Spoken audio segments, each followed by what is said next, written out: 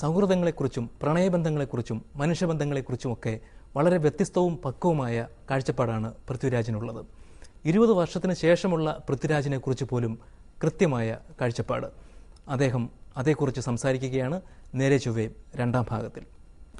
താങ്കൾക്ക് 27 വയസ്സാവുകയാണ്. ഇതിനോടകം താങ്കൾ ജോഷിയെ പോലുള്ള സംവിധായകന്റെ സിനിമയിൽ നായകനായി, മണിരത്നത്തിന്റെ സിനിമയിൽ വളരെ പ്രധാനപ്പെട്ട ഒരു വേഷം താങ്കൾ ചെയ്തുകൊണ്ടിരിക്കുന്നു. ഷാജി കൈലാസിന്റെ സിനിമ താങ്കൾ ചെയ്യാൻ പോകുന്നു. ഇതൊക്കെ പൃഥ്വിരാജ് എന്ന് പറയുന്ന ആളെ എത്രത്തോളം മാറ്റിയിട്ടുണ്ട്?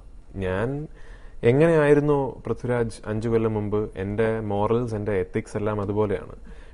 മാറുന്നത് ഞാനെന്ന് പറയുന്ന നടന്റെ വാണിജ്യ മൂല്യമാണ് മാറിക്കൊണ്ടിരിക്കുന്നത്. നല്ല കാര്യം, എനിക്ക് കൂടുതൽ നല്ല സിനിമകൾ ചെയ്യാൻ സാധിക്കുന്നു, വലിയ വലിയ പ്രഗത്ഭരായ സംവിധായകരനെ സിനിമ എടുക്കുന്നു. പക്ഷെ ഞാനെന്ന് പറയുന്ന വ്യക്തി മാറിയിട്ടേ ഇല്ല, ഇനിയും മാറുകയുമില്ല എന്നാണ് എനിക്ക് തോന്നുന്നത്. എങ്കിലും ഈ കണ്ണാടി നോക്കുമ്പം താങ്കൾക്ക് താങ്കളെക്കുറിച്ച് തോന്നുന്ന ബോധ്യം എന്താണ്? ഒരു ആക്ടർ എന്നുള്ള നിലയിലും ഒരു പേഴ്സൺ എന്നുള്ള നിലയിലും ഒക്കെ.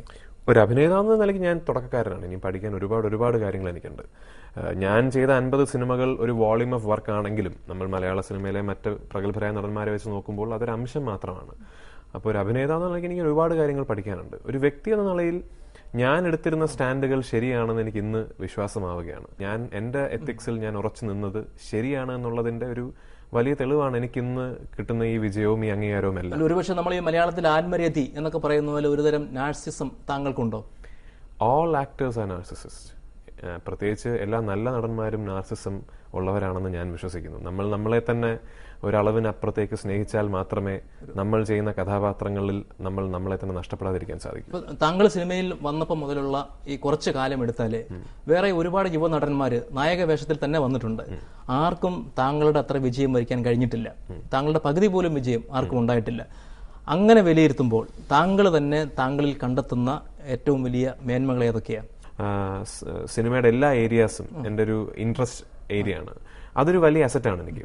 പിന്നെ ഫിസിക്കലി ഞാൻ ബ്ലെസ്ഡ് ആണ്. അത് എനിക്ക് ക്രെഡിറ്റ് എടുക്കാൻ സാധിക്കുന്ന ഏരിയ ഒന്നുമില്ല. കാരണം ഈശ്വരൻ കൊണ്ട് എൻ്റെ ജന്മന എനിക്ക് കിട്ടിയ ക്രോമോസോമുകളുടെ വിളയാട്ടം കൊണ്ട് എനിക്ക് കിട്ടിയ എൻ്റെ ഈ ഫിസിക്കൽ ആട്രിബ്യൂട്ട്സ് ഒരു വലിയ പ്ലസ് ആണ്. എൻ്റെ ശരീരമാണെങ്കിലും എൻ്റെ ഹൈറ്റ് ആണെങ്കിലും എൻ്റെ ശബ്ദമാണെങ്കിലും എല്ലാം എനിക്കൊരു വലിയ പ്ലസ് ആണ്.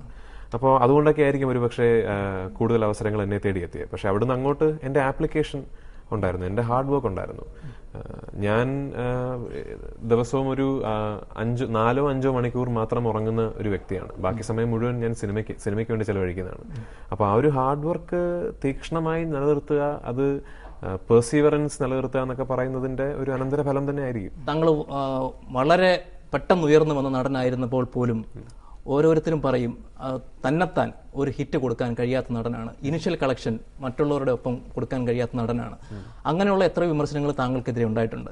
അതുപോലെ താങ്കളുടെ ഒരു സിനിമ വിജയിച്ചാൽ അത് സംവിധായകന്റെ ഗുണമായിട്ടും ഒരുപക്ഷെ തിരക്കഥയുടെ ബലമായിട്ടും ഒക്കെ പറയും.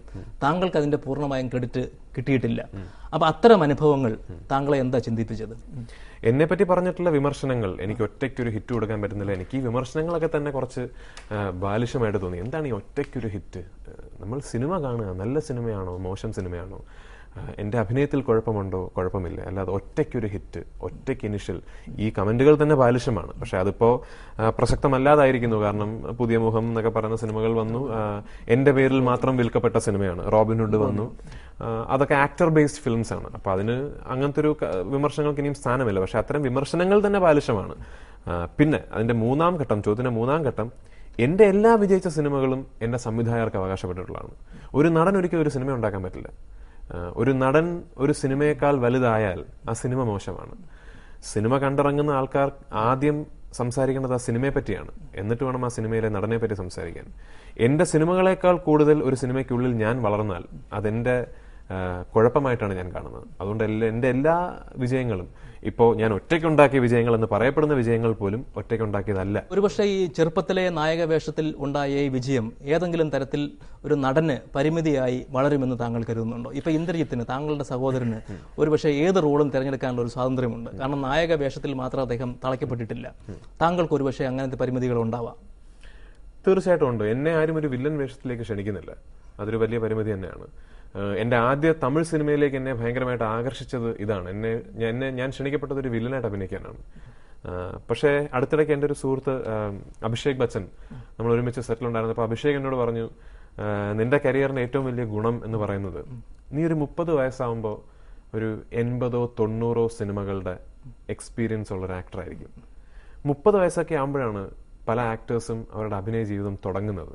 അപ്പൊ നിനക്കൊരു 90-100 സിനിമകളുടെ എക്സ്പീരിയൻസ് നിന്റെ പുറകിൽ വെച്ചിട്ട് നിന്റെ കരിയർ റീസ്റ്റാർട്ട് ചെയ്യാം എന്ന് പറഞ്ഞു.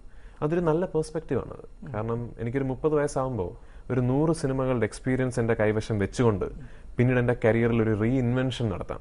അങ്ങനെ റീസ്റ്റാർട്ട് ചെയ്യുകയാണെങ്കിൽ അത് എങ്ങനെയായിരിക്കും വ്യത്യസ്തമാവുക? താങ്കൾ എങ്ങനെയാണ് താങ്കളെ നിർവചിക്കുക? എനിക്കിങ്ങനെ സ്വന്തം പ്രൊഡക്ഷൻ ഹൗസ് തുടങ്ങിയാൽ കൊള്ളാമെന്നുണ്ട്. എൻ്റെ പ്രൊഡക്ഷൻ ഹൗസിലെ സിനിമകളിൽ ഞാൻ മാത്രമായിരിക്കില്ല അഭിനയിക്കുന്നത്. എനിക്ക് ലാഭമൊന്നും കിട്ടിയില്ലെങ്കിലും ഇൻവെസ്റ്റ് ചെയ്യുന്ന പൈസ നഷ്ടമൊന്നും ആയില്ലെങ്കിൽ ഇന്നവേറ്റീവ് ആയിട്ടുള്ള ചിന്തിപ്പിക്കുന്ന തരത്തിലുള്ള സിനിമകൾ എൻ്റെ പേർക്ക് ഉണ്ടാകണം എന്നെനിക്ക് ആഗ്രഹമുണ്ട്. അപ്പം ഈ സിനിമയുടെ മറ്റു മേഖലകളിലേക്ക് പോകുമെന്നാണ് താങ്കൾ സൂചിപ്പിക്കുന്നത്? ഒരു സംശയമില്ല. അഭിനയത്തിൽ തന്നെ നിൽക്കും എന്ന് ഉറപ്പില്ലാത്തത് എന്തുകൊണ്ടാണ്? കാരണം ഈ മാധ്യമത്തിന്റെ ക്രിയേറ്റിവിറ്റിയുടെ ഹൈ പോയിന്റ് എന്ന് പറയുന്നത് സിനിമാ സംവിധാനമാണ്. സ്വന്തം സിനിമയ്ക്ക് രൂപം നൽകുക എന്ന് പറയുന്നത് തന്നെയാണ് ഈ മാധ്യമത്തിലുള്ള ക്രിയേറ്റിവിറ്റിയുടെ ഹൈ പോയിന്റ്.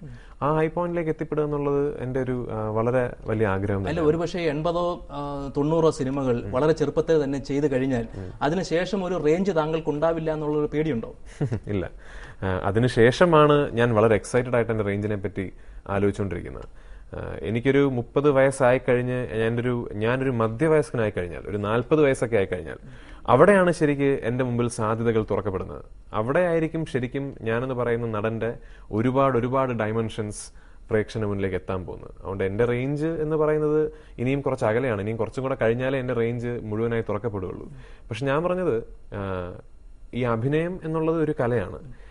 ഞാൻ അഭിനയത്തിനോടല്ല എൻ്റെ അഭിനിവേശം സിനിമയോടാണ്. ഒരുപക്ഷെ അവിടെയായിരിക്കും മറ്റൊരു നടനിൽ നിന്നും ഞാൻ വ്യത്യസ്തനാകുന്നത്. ഈ പ്രായത്തിലുള്ള ഒരു യുവാവിനെ സംബന്ധിച്ചിടത്തോളം പല കാര്യങ്ങളിലും താങ്കളുടെ അഭിപ്രായം വളരെ ഇരുത്തം വന്ന രീതിയിലാണ്. അതേസമയം യുവത്വത്തിന്റെ മാത്രമായിട്ടുള്ള ചില കാര്യങ്ങളുണ്ട്. അപ്പൊ സിനിമയിൽ ഉണ്ടാവുന്ന ബന്ധങ്ങൾ, മറ്റ് നടിമാരുമായിട്ടുണ്ടാവുന്ന ഗോസിപ്പുകൾ ഒക്കെ. ഈ നടിമാരായിട്ടുണ്ടാവുന്ന ഗോസിപ്പുകളൊന്നും ഞാൻ വല്ലവരൊക്കെ കേട്ടറിയുമ്പോൾ ഞാൻ ചിരിച്ചു കളയാറേ ഉള്ളൂ. കാരണം ഈ പറഞ്ഞ പോലെ അത് സ്വാഭാവികമാണെന്ന് തോന്നുന്നു. ഒരു ഗോസിപ്പ് ഹംഗ്രി ഒരു ക്രോസ് സെക്ഷൻ കാണും എപ്പോഴും.